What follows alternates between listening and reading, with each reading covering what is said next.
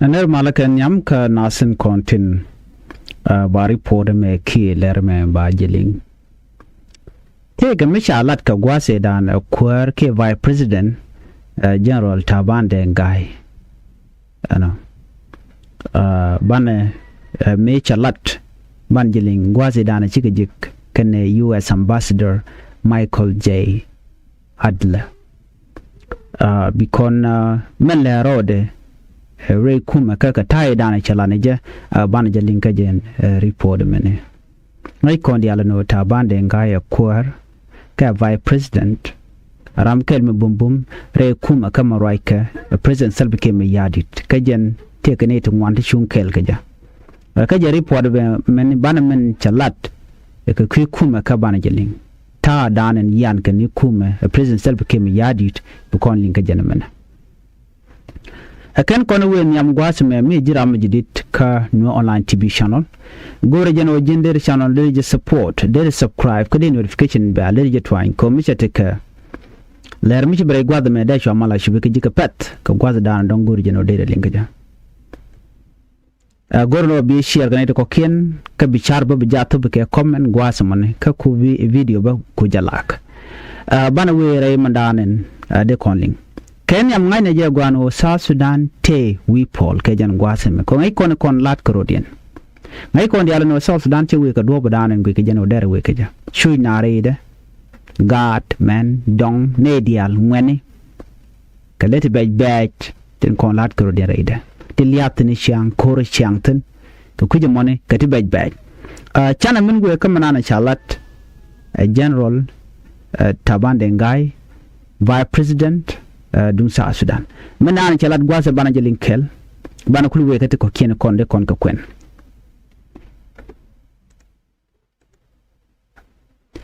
ka jom cha kwen gwasa me chala do ne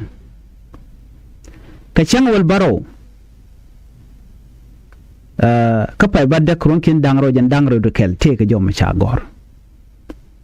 wache Vice President General Taban Deng guy wati ke concerned kira miche nen kiriak miche nen miche nyakel ke US Ambassador Michael J. Adler anu nena take ne to tot terwake kuma kel katike influence ka President Salva Kiir yadit government duwa badana kwa decision kwa kamekeje duwa badana yan ko keje wani de tot Kel ka Salva Kiir yadit akaneten content ke influence me ditalong and of South Sudan ba wen yamde a genuine small group of people around President Salva Kiir yadit government are the one making decision take a decision maker chala de nono Taban Deng ga chala de joy kiche kum US Ambassador Michael J. Adler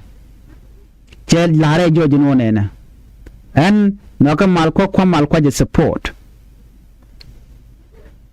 ajene nene ajene shwonga kel kamale dane chatany ka shwonga kel ken international partner la peace to gonan gorkene de la rewi ke South Sudan ajene noka ja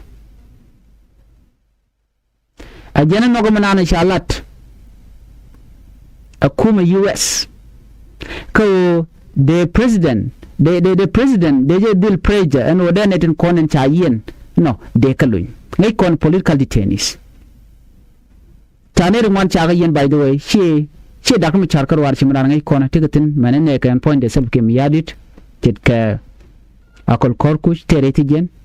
wudu shalka me vice president e cha which former vice president Dr. Benjamin Bolmel tereti gen Canadian ko ken mo kon ben ka party SPLIO yo first Vice President Dr. Chatting tereti gen kaman bana kul ngaje ngodi kaneten kontin kwa di mano en wodi Dr. Chade jelun kaneten kontin la ji United States ti kon diala ling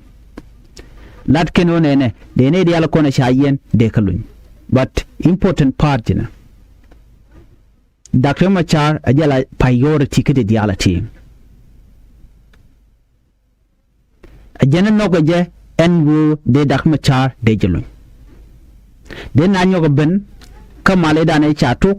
2018 peace agreement de na nyog nyok de mal de guj Taban de ngai ba chala jojo no ne jenam mo de nogo jenwo de queen kwa de jalat by the way teram lugo de queen kwa de jalat chala jojo no ne jenen committed ko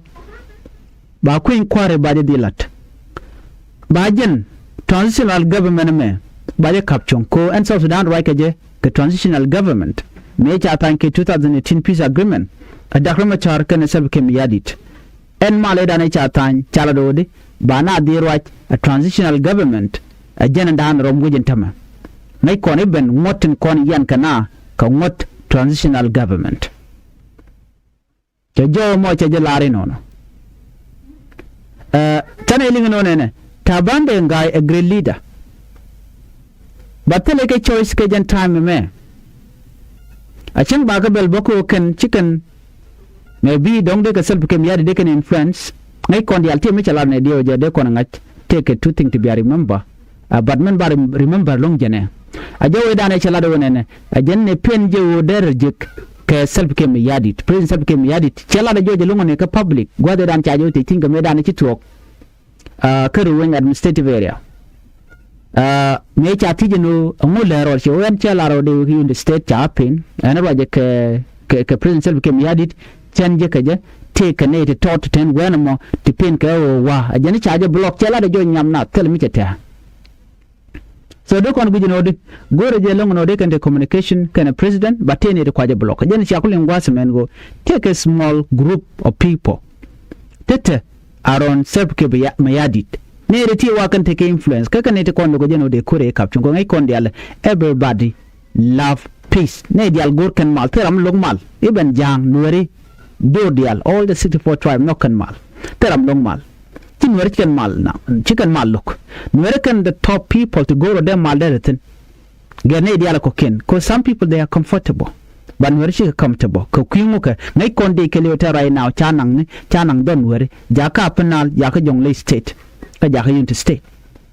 so goten konen weten kan goten konen chamu kede ne den gor ka mala lunga ngane kan de kola nuere ko nuere kan ite kon ten hakare week 2013 kan nuere kan te karo fuji kam tama nuere kan te ka dp kam ne so ne de naka malchit kan nuere teleka wi mon mene wi mon South Sudan ajena ku yele ngene wonene US embassy chikala de Georgian odi gor kano de all the detainees de kalun chi je kanga ka Taban de ngai ko ken de ken all the detainee de kalun ajena ko support idea ma kan no jeno de kuin kwade jelat che men chalar ma dan teram no go de kuin kwade jelane dial nokane you know mal be benedi ajenda na la question nyam mal be ben ko badar ma char ba jelun ken nyam den bu ko were mal ma dan de kan lat bu ko ray ko dob dan de ko wen nyam ko je ajen dob dan bi mal be tedi be ben ka je so ku je mone mu bu kon right ko kuin mal ken yam chana gwinje no kan anti ke influenza ka kume self ke mi yadit bana je no de te ga ne tin wan te ke influence te chalat chitamen pai yen lengwasme ne to kan churin kan mention but katin kon lat krodian te ngai kon diale enone bi mal be ben unless chadag ma char chajelun shi Gerald Taban de ngai che je ken US ambassador ka chicken mandalat ken chicken lat ka ta dana dong de mal de jelat keje ke de mandana chala da ken lar ken wodi mi ta dag ma char chaje bulun telo yaw mi mal be ben keje so ne me de la jen report dana ngode nyaka yekel ci Gerald Taban de ngai vice president te je ke jen ambassador US ci menen yen ma gwasama ci ka right ka ce mandan la de ci jelat ke jodan chala ne je warga mi cha gor ke chenka wol baro ke ka changa dan ci ne me ci to ko je ta dan chala ne je gwano bi channel bi je gor bi je follow ko bi en abden bien kaling mi te mi le ro daga kuy mala ke kuitin kon lat kordian of course all of us gor ko normal dere bende ne dial de kan te tek mo gwa all de junubin de kan te kamal eni bi te kamal gor channel on bye bye